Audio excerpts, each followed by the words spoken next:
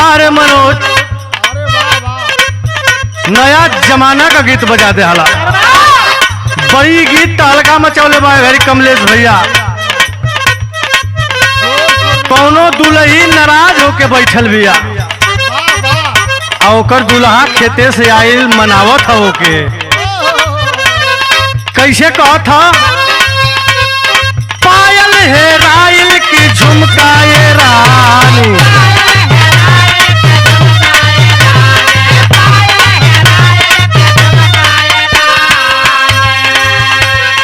बोलत ना बाटू का बाटे परेशान,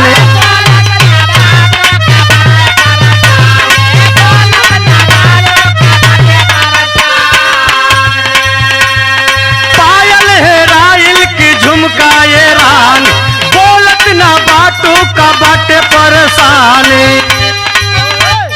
काहे तोहर भोरे से लटकल बालोला हो लटकल बालोला, राजा छूटा ना पसेना गर्मी होला,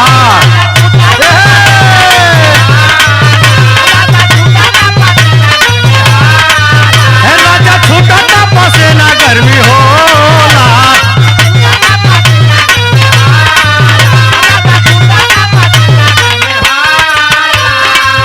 राजा छूटा ना पसेना गर्मी होला, राजा जाई ना बाजार ले आई एगो कोको कोला, राजा जाई ना बाजार,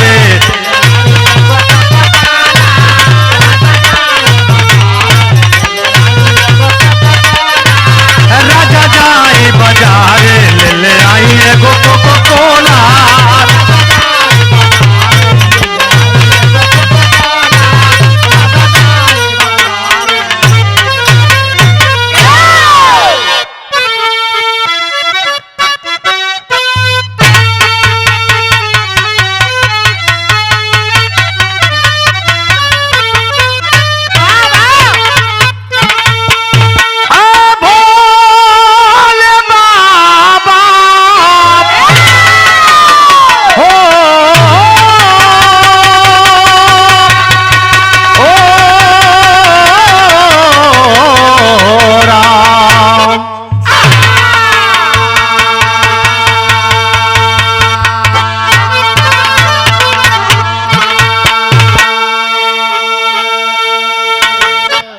भोजपुरी समाज को और बिरहा के श्रोता जनों को हम बिरहा गायक बबलू यादव एंड पार्टी और जवाहर फिल्म्स और जवाहर परिवार के तरफ से आप सभी लोगों का तहे दिल से हार्दिक स्वागत वंदन अभिनंदन करते हैं और भोजपुरिया भाषा में गोड़ छू के गोड़ लागत है।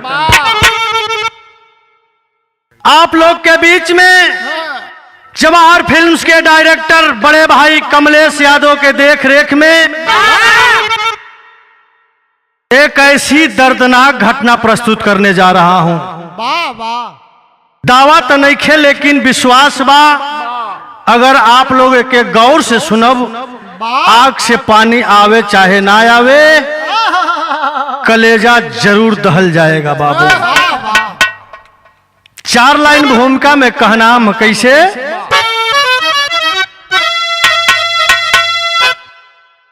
छोड़ मानो तमानो है दानो बना, क्या है अनुचित उचित वह समझता नहीं, कर्म कुकर्म करता कुटिल है घृणित, उस खुदा से तनिक भी है डरता नहीं,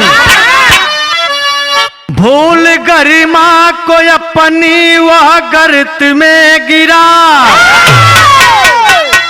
करता शोषित का शोषण संभलता नहीं, कलंक की कालखी अगर लगी गई तो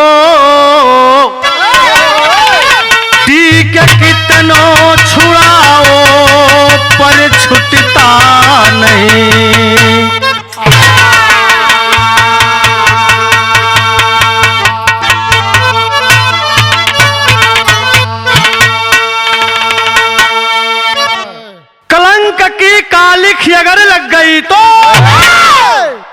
के कितनो छुड़ाओ पर छुटता नहीं। ए बाबू, ए जिंदगी का पूरी कमाई जितना बनौले हुआ पल भर में पूरा बनावल मिट्टी में मिल जाला। ऐसे हमको आपको कोई भी कार्य करने से पहले सोच लेना चाहिए। एक लाइन गजल का अंदाज लगल कैसे?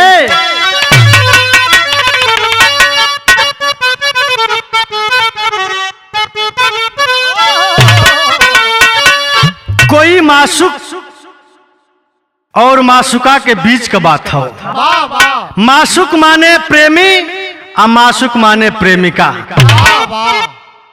वो प्रेमिका अपनी प्रेमी से कहतिया का कहलस? अरे मरता है कोई तो मरी जाए, अरे मरता है कोई तो मर जाए, हम अपना निशाना क्यों छोड़े? मरता कोई तो मर जाए, निशाना क्यों छोड़े?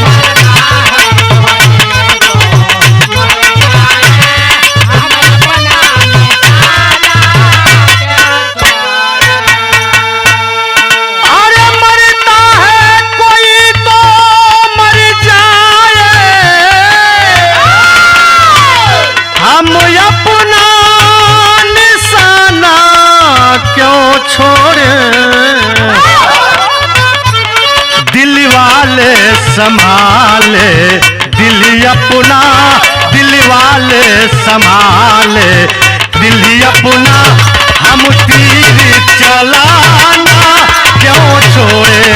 दिल वाले संभाले।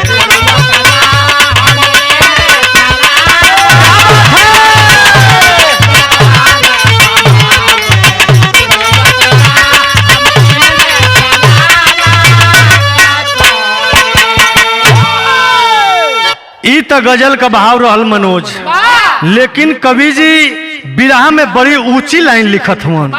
कैसे?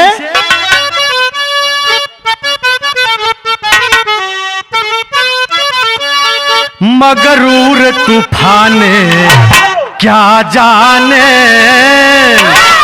मगरूर तूफाने क्या जाने, कश्ती को सितम क्या होती है? मगरूर तूफाने क्या जाने, सितम क्या होती है? क्या जाने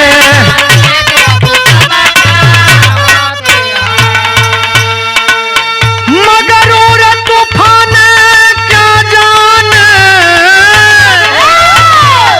कश्ती को सितम क्या होती है?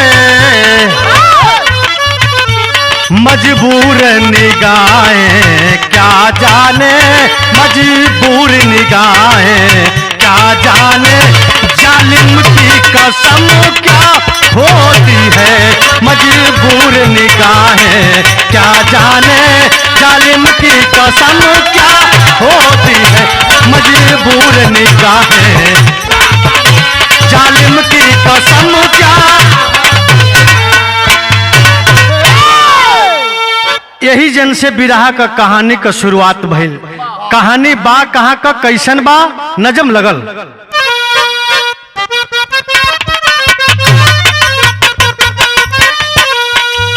सितम मजबूरियां मंजूर किया करती है,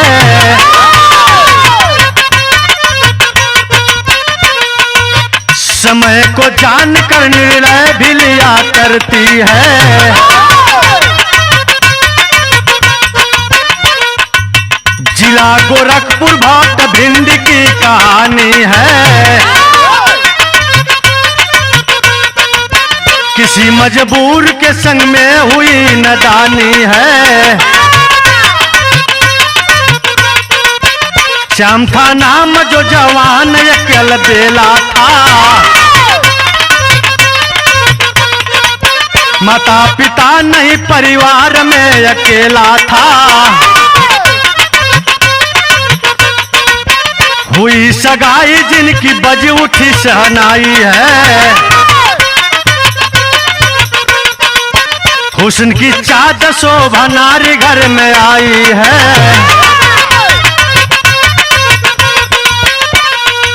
खिली गुलजार कली भौरा भी रस पान किया। खिली गुलजार कली भौरा भी रस पान किया। कुछ दिन रहकर घरों बॉम्बे को प्रस्थान किया।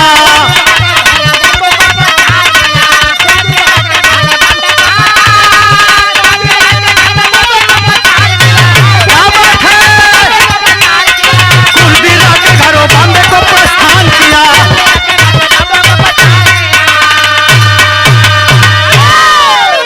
ए बाबू, बिरहा का कहानी समझला। यही तपोभूमि गोरखनाथ बाबा के धरती से कहानी के लेहल गई। उसी गोरखपुर में एक गांव है जिस गांव का नाम बतलाया गया भट्ट भिंडी।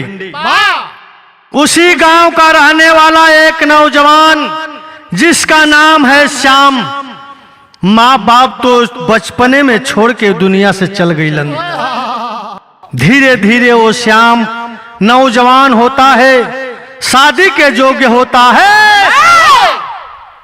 शोभा नाम के एक लड़की से उस श्याम की सगाई हो जाती है। शोभा दुल्हन बन के घर में आती है। धीरे धीरे समय बीते लागल। ए बाबू, एक दिन श्याम बैठल बा अपनी दुल्ही की लगे, कहलस कि ये शोभा हमनी का एगो से दुगो हो गई जा। भगवान चैहन तो हमनी का कुछ दिन के बाद 3 गो होखल जाई, 4 गो होखल जाई। तो घरे रहला से गुजारा नहीं होई। एक काम कर तू कि तू घर बारी देख तू, हम बंबई कमाए चल जी। अपनी नई नवेली दुल्हन को बाबू समझा करके वो श्याम यही बंबई नगरी में जाके कमात हुन। धीरे धीरे दिन बीतता। कुछ दिन बॉम्बे वो जवान रहता है, कुछ दिन घर पे आकर के रहता है। यही क्रिया प्रक्रिया में 3 साल का समय बीत गई। जब 3 साल का समय बीतल ले बाबू, घर पे जवान आइल ह। अचानक तबीयत खराब होती है उस श्याम की। दवा दर्पण बहुत भइल लेकिन तबीयत में सुधार नहीं भइल। नतीजा का निकलल, वो जवान की मौत हो जाती है। इस दुनिया को छोड़ करके बाबू वो श्याम चल बसता है। दरवाजे पे लाश रखल गई बा। गांव जुटल है महपत भैया। और वही लाश के पास बैठ के शोभा रोवत हिया। कैसे रोवत हिया? गीत लगल बाबू।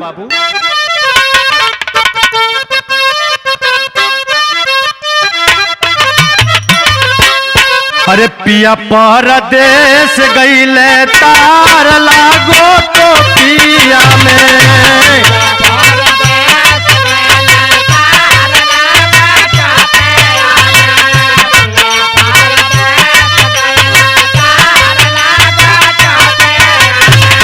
तार लागो तो पिया सितार लागो तो पिया में। तार लागो तो पिया पिया परदेस गईले तार लागो तो पिया में।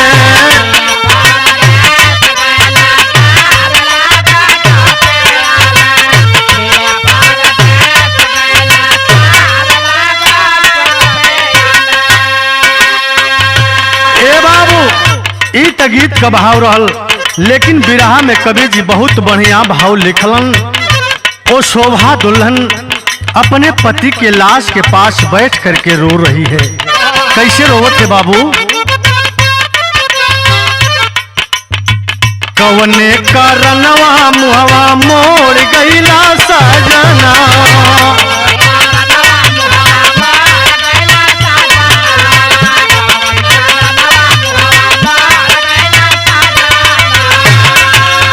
तोड़ के सनहिया का डोर गईला सजना। तोड़ के सनहिया का डोर गईला सजना। कौन करनवा मुहवा मोड़ गईला सजना।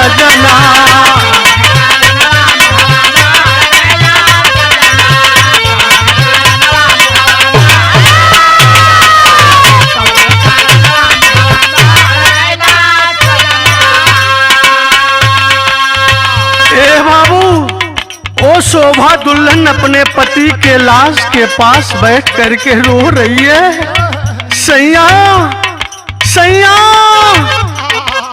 तू तो जिंदगी भर खातिर हमार हाथ धैले रहला ना, आ काहे बीच मजेधारे में हमके छोड़ के चल गईला स्वामी। ऐसन काम काहे कैला सैया? कहत ही अंतरा में कैसे?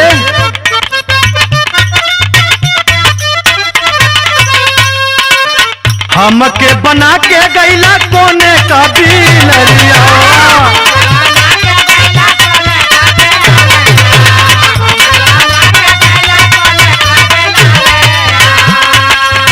दुनिया में जाइब हमके करी दुआरिया,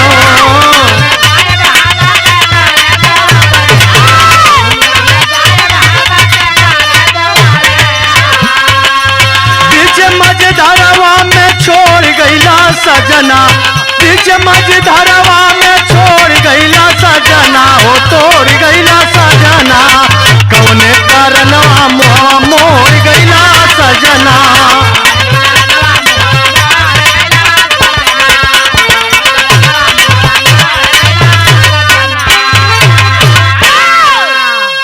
ए बाबू पूरे गांव के लोग जवार के लोग इकट्ठा हुअन, कुछ बुढ़िया मतारी लोग बहन लोग इकट्ठा है, सबके आंख में आंसू है, सभी लोग रो रहे हैं।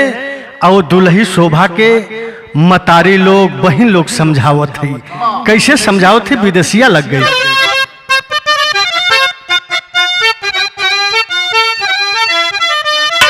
केरे गौवा का नारी जूटी,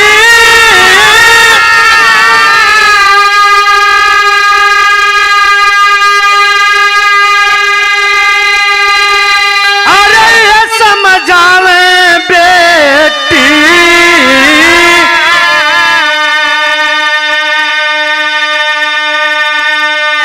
अरे जनना ही पावे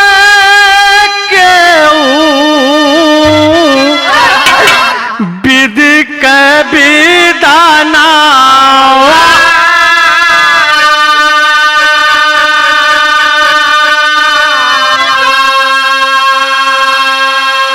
ए बाबू गांव का जितना औरत जुटल नहीं, ये बहनी ये शोभा मत रोवा बहनी मत रोवा, ये मालिक का खेती है, मालिक का मर्जी, उनकर मर्जी होला, ये संसार में लोग रहेला। जिह दिन उनका मर्जी ना हो न बेटी, ओके इस संसार छोड़ के जाए के पड़ी। मत रोवा बेटी मत रोवा, रोवत रोवत जान भी दे देबू तो तुहार सैया वापस नहीं। समझावत ही बाबू तो दुल्ही कहत ही का, अरे मंगिया धोवाई गई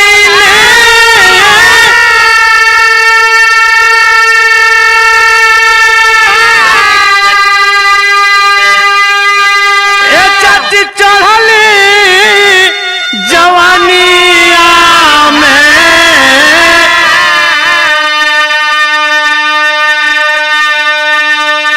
ए भैया शोभा रोवेली बरसे,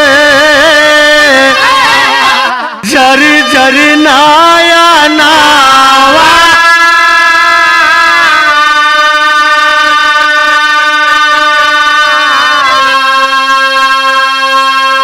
दिलवा कयासी मोरी, दिलवा में रही गई ले, अरे गोदिया में होते जो एक सुगाना,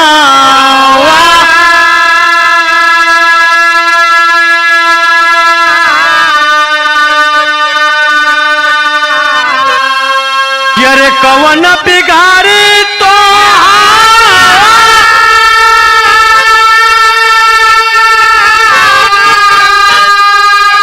अरे हम कैली गोसैया हो,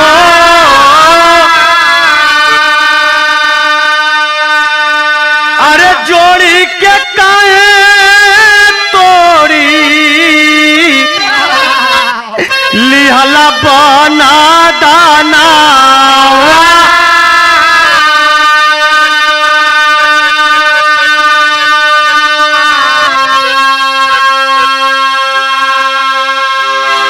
ए बाबू, वो शोभा उस गांव के औरतों के सामने रोवत है, कहती है कि करी तो का करी, बाहरे मालिक बा कौन ऐसन कर्म कमाई कैली मालिक के भरल जवानी में मांगी का श्रृंगार लूट लेहला। ये धरती पर औरत के लिए मात्र दो ही सहारा हुआ करता है, पहला सहारा मांगी का सिंदूर यानी पति, और दूसरा सहारा आंचल का प्यार यानी बेटा। पहला सहारा आपने छीन लिया और दूसरा सहारा तो आपने दिया ही नहीं। काश एक भी संतान आप दिए होते तो ये विधवा माँ उस संतान का, बेटे का या बेटी का मुंह देख करके जिंदगी की परवरिश कर लेती, लेकिन वो काम ना कैला। आए भरल जवानी में हमारी मांगी का श्रृंगार जवन एक सहारा था वहू के लूट लेहला। धीरे धीरे समय बीतल है बाबू, गांव घर के लोग मिलजुल के ओ श्याम का दाह संस्कार कर देहलन। अब सोच रही है शोभा के आखिरकार जाऊं तो कहां जाऊं। वो करी मन में आइल, दिल में आइल कि चलम मैं के जिंदगी बिता ले, लेकिन कहल जला ये मोहब्बत भैया, जब दिन समय बिगड़ेला अपनों लोग बेगाना हो जाला। वो शोभा बाबू जाती है अपने मैके, वहां के लोग भी उसे अपनाने से इनकार कर दिए। कौन इसकी जिंदगी को ढोएगा? नहीं, तेरा गुजारा हम लोग के पास नहीं हो पाएगा। हारे मन से, निराश मन से बाबू वो शोभा अपने मैके से पुनः ससुराल पहुंचती है, जहां उसके पति का आश्रय था। उस जो पति उसका आश्रय छोड़ करके गया था, उसी आश्रय में अपनी जिंदगी को बिताने लगी। कुछ दिन बीतल, गांव समाज का बनिहारी करती, चौका बासन करती। कुछ लोग एगो भल मनई मिललन, कहला कि ए दुल्ही इनका उनका मजदूरी करत हूं, जब तू हो गांव की प्रधान की लगे, सरकार तमाम योजना चलौले हिया, तो के योजना का लाभ प्रधान जी दी हो, वो योजना का लाभ पाके तो आज जिंदगी बढ़िया से कट जाएगी। एक दिन ये बाबू विधवा शोभा उस गांव के प्रधान के पास पहुंचती है। कलश की प्रधान जी, मैं एक विधवा गरीब लाचार विवश औरत हूं, सरकार तमाम योजना चलाती है, उस योजना में से कुछ का लाभ अगर हमें मिल जाए तो मेरी जिंदगी अच्छे ढंग से कट जाएगी। जैसे में राशन कार्ड हमारा बनवा दीजिए, विधवा पेंशन बनवा दीजिए, और नरेगा में जो काम करते हैं उसका जॉब कार्ड बनवा दीजिए। एक गरीब विधवा का गुजारा हो जी, आपका बड़ा यह आसान हो। इतनी बात सुनलस बाबू ओ कामी कमीना प्रधान उस नौजवान विधवा को देखता है, सुंदर है, खूबसूरत है, उसकी नीयत बदनीयत में बदल जाती है। कलश की बनवात देव, लेकिन एक ठे काम करे के होई। का काम करे का था, गीत बदल गई।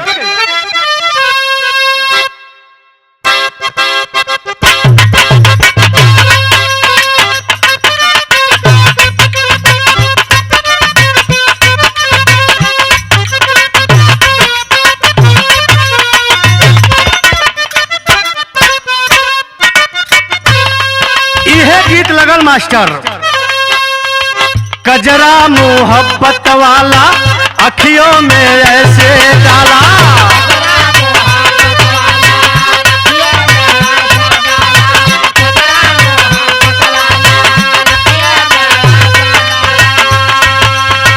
कजरा मोहब्बत वाला अखियों में ऐसे डाला, कजरे ने ले ली मेरी जान, हाय रे मेरी कदरदां, कजरा मोहब्बत वाला अखियों में ऐसा डाला, कजरे ने ले ली मेरी जान।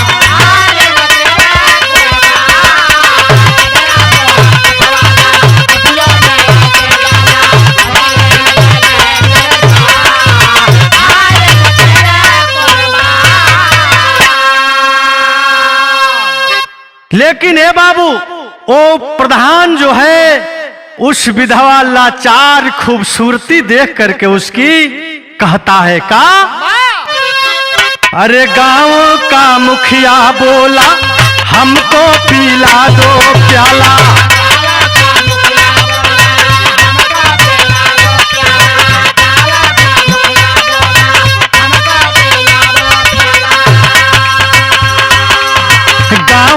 मुखिया बोला हमको पिला दो प्याला, अपनी जवानी के तू जा, दिल है मेरा कुर्बान। गाँव का मुखिया बोला हमको पिला दो प्याला, अपनी जवानी के तू जा, दिल है मेरा कुर्बान। अपनी जवानी के तू जा,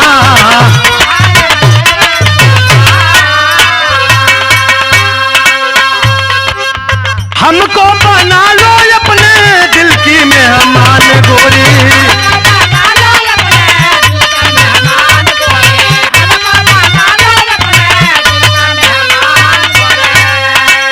तेरी भूलेंगे नहीं हम ये आसान गोरी।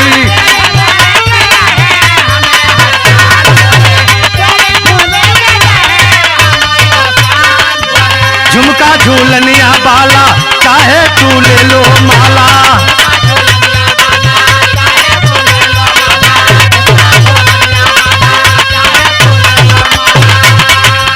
झुमका झूलनिया बाला चाहे तू ले लो माला, पेंशन कार्ड देंगे हम मकान, दिल है मेरा कुर्बान।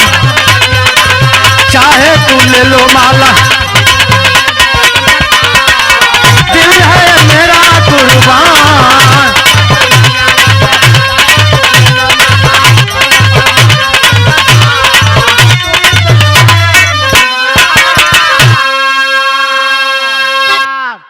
ओ प्रधान बोला क्या है शोभा, आवास पेंशन जॉब कार्ड के चक्कर में तू क्या पड़ी है, जो तू कहेगी सब कुछ करने के लिए हम तैयार हैं, लेकिन मेरा काम तू कर दे, तेरा काम हम कर देते हैं। कलश की सरकार करना क्या होगा, कलश की बस यही करना होगा कि हमारे साथ तुम्हें हम बिस्तर होना पड़ेगा, यानी अपनी जवानी हमें सौंपनी होगी। इतनी बात सुनलस बाबू, वो गांव के एक विधवा लाचार औरत हो, हाथ जोड़ करके उस कमीना प्रधान से कहती है का, कलश गीत बदल गई।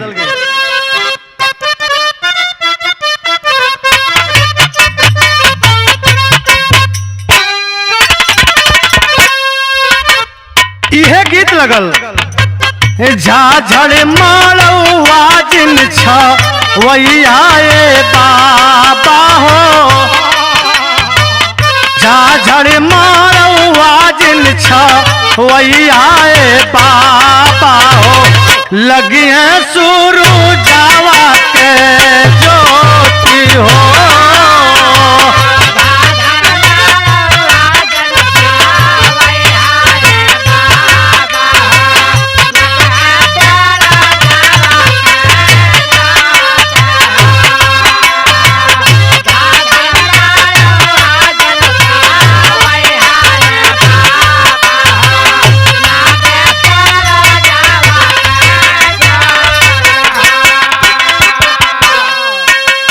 लेकिन है बाबू, ओ लाचार विधवा हाथ जोड़ के उस गांव के मुखिया से कहती है का, कहलस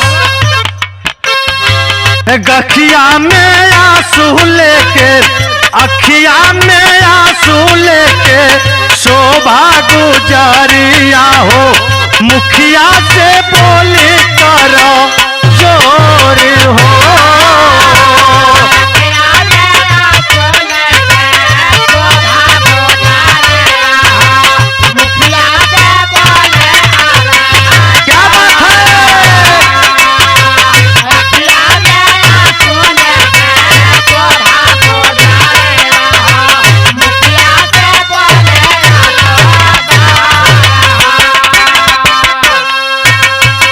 हे बाबू, आंखों से झरझर झरझर आंसू चलने लगा उस विधवा के।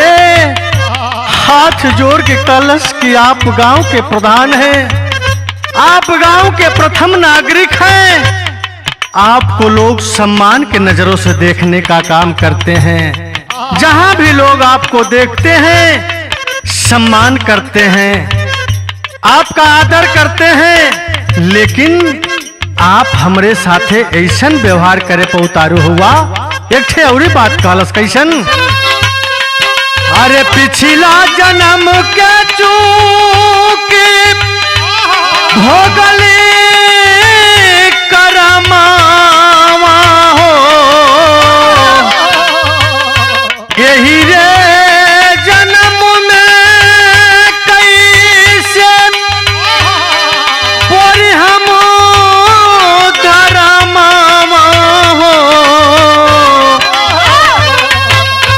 नारी का थाती होले इज्जत के गठरिया हो, नारी का थाती होले इज्जत के गठरिया हो, कैसे हम देइए के पोरी हो।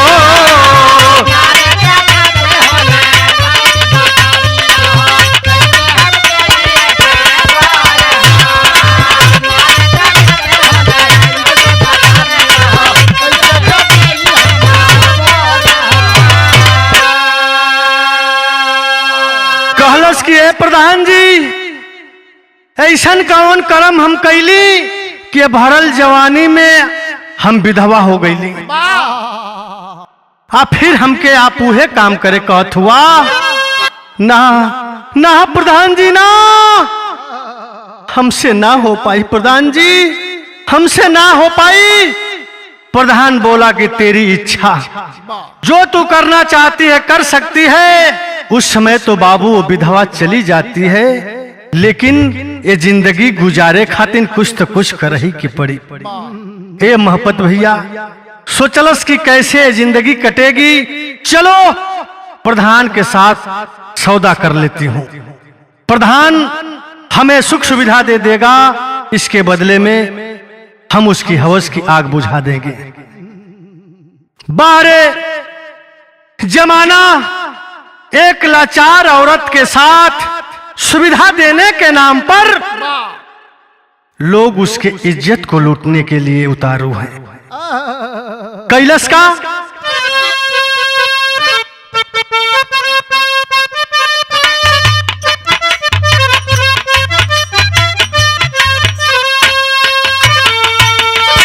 विधवा बेचारी शोभा दिनवा गरीबिया में, दिनवा गरीबिया में फंस गईली होई केला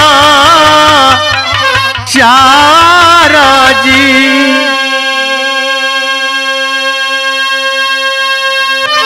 कामी कामी ना रोजे लूटे इज्जतिया बाबू, लूटे इज्जतिया हो, दुराचारी करे दूरा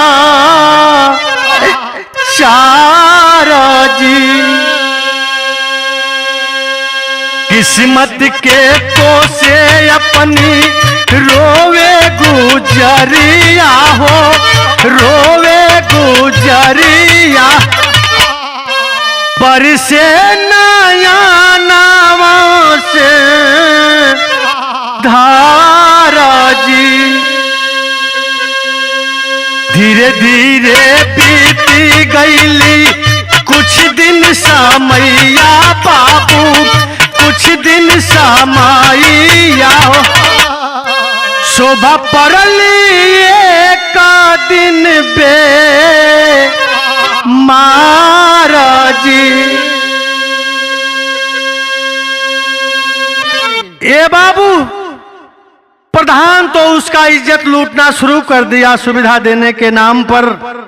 एक दिन वो गांव का प्रधान उस गांव के सेक्रेटरी के पास उसे भेजता है, कहता है कि चली जाओ, सेक्रेटरी साहब इस फार्म पे दस्तखत कर देंगे, तेरा काम हो जाएगा।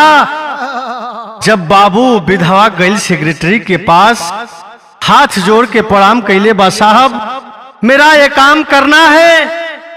ये बाबू सेक्रेटरी भी देखता है, जवान है, खूबसूरत है, सुंदर है, लेकिन ये पैसा नहीं दे सकती।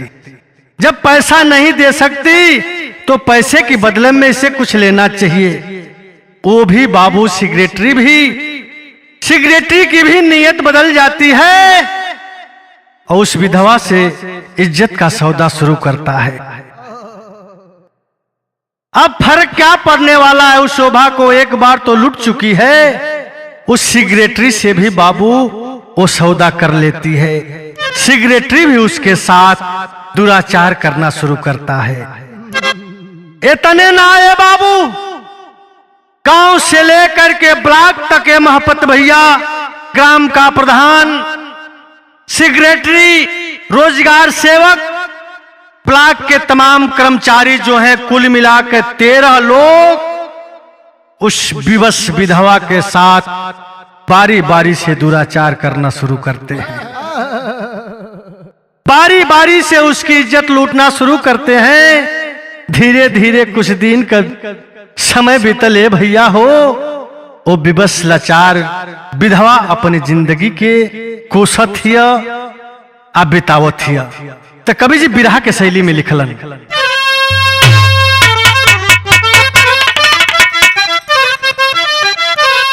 अरे मानवता की परिभाषा रो पड़ी, अरे मानवता की परिभाषा हो, मानवता की परिभाषा रो पड़ी, अरे आशा टूट गई बस केवल मिली निराशा। ए बाबू, लोगों का शिकार बन रही है हवस की, लेकिन अभी तक उसके हाथ कुछ हो ना लागल, ना तो पेंशने बनल, ना तो जाबे कार्ड बनल, ना विधवे कार्ड बनल। ए बाबू, धीरे धीरे समय बीते लागल। 3 महीना का समय बीतल।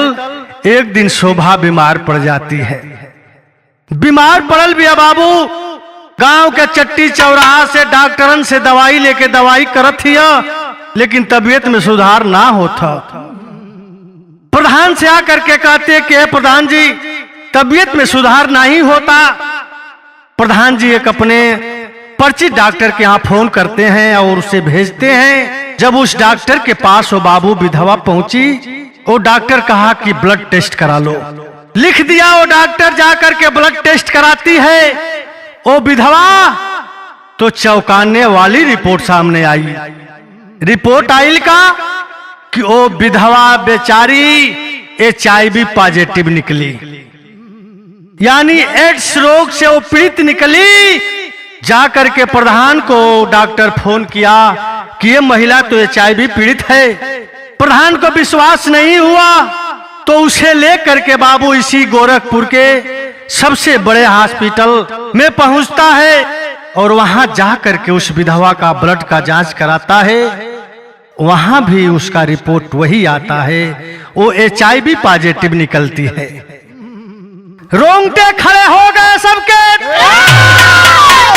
प्रधान से लेकर के ब्लॉक स्तर तक जितने भी कर्मचारी उसके साथ बलात्कार किए थे, सबका हालत खराब हो गई।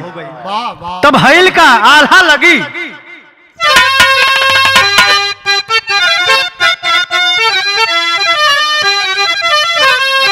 ए भैया सुन के खबरिया सब करे, ए बाबू हिलली टांगरिया, पर पहुंचे अस्पताल में जा।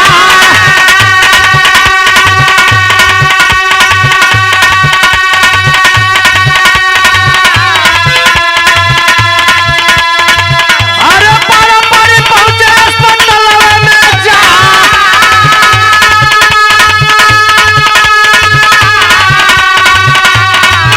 अरे भाई लगा जाऊ है मिलन तेरा न खबरिया।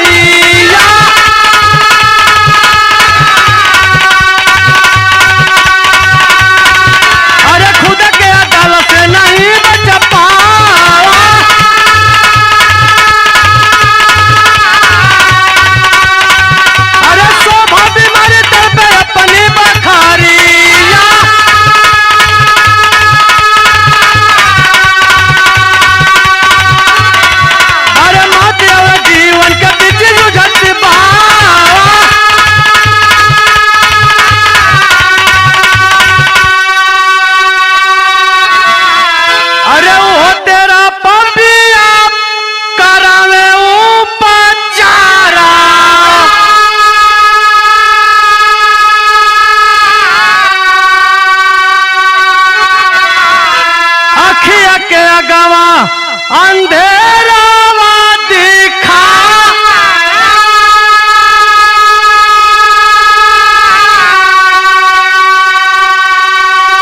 अरे कलम के पुजारी आज बन दूराचारी,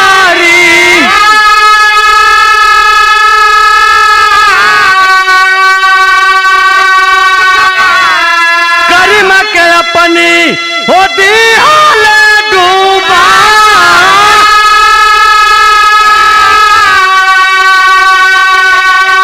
गरिमा के अपनी होती हाल डूबा,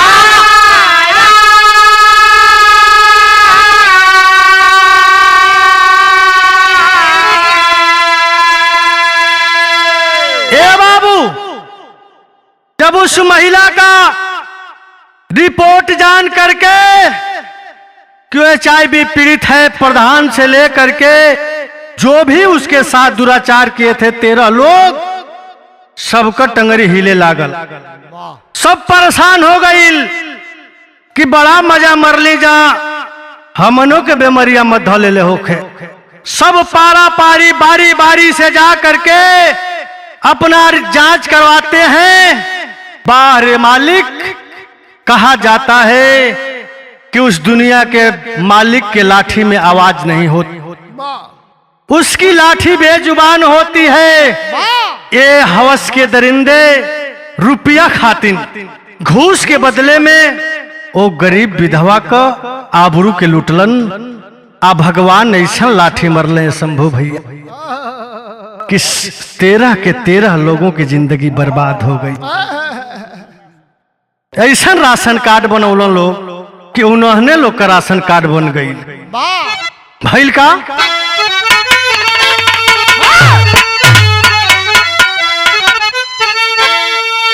रिश्वत के बदल लूटल समतिया, अपने करण का फलवा भोगे लगतिया।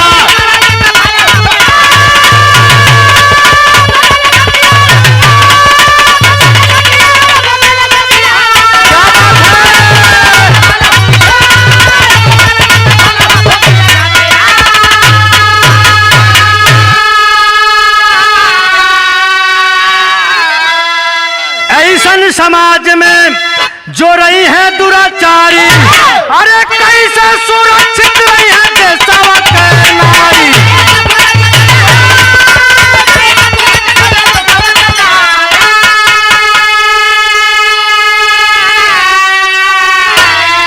अरे झंखे शोभा जीवन के, अरे गवा के थतिया, अपने करण के फलवा भोगे लगती।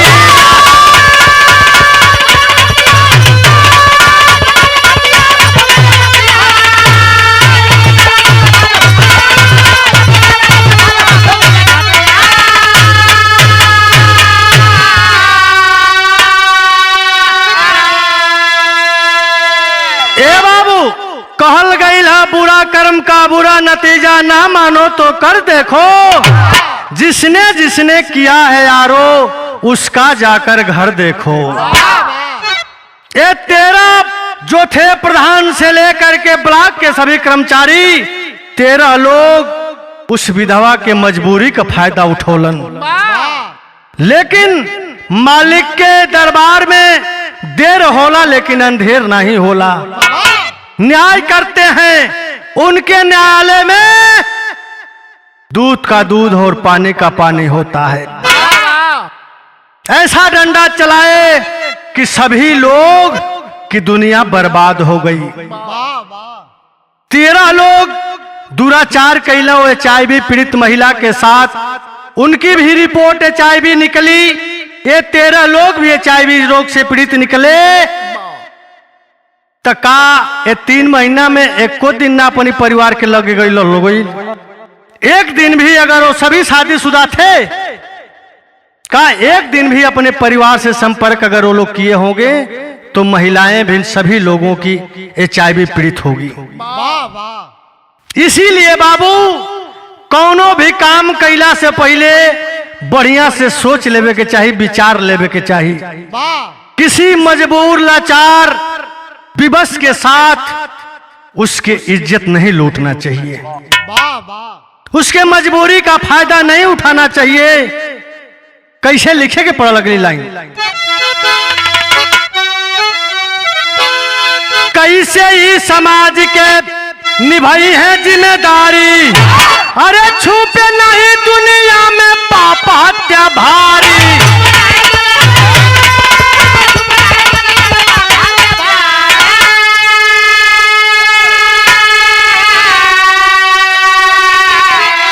अरे थूके मुहावा पे समाज सोच सोच बदिया, अपने करने का फलवा भोगे लगती।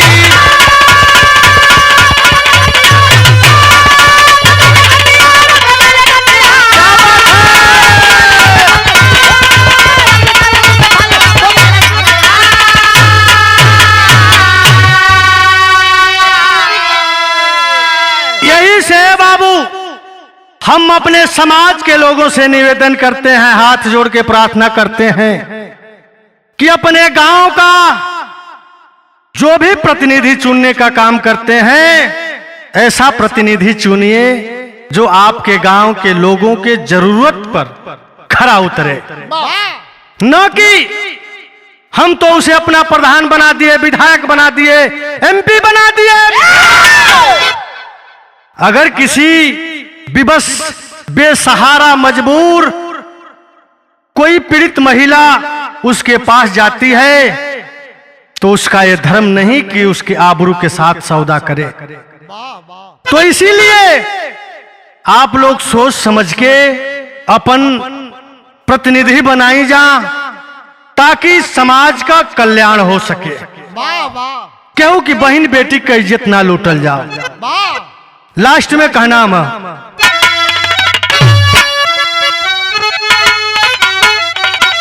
स्वामी गुरु बिहारी पत्त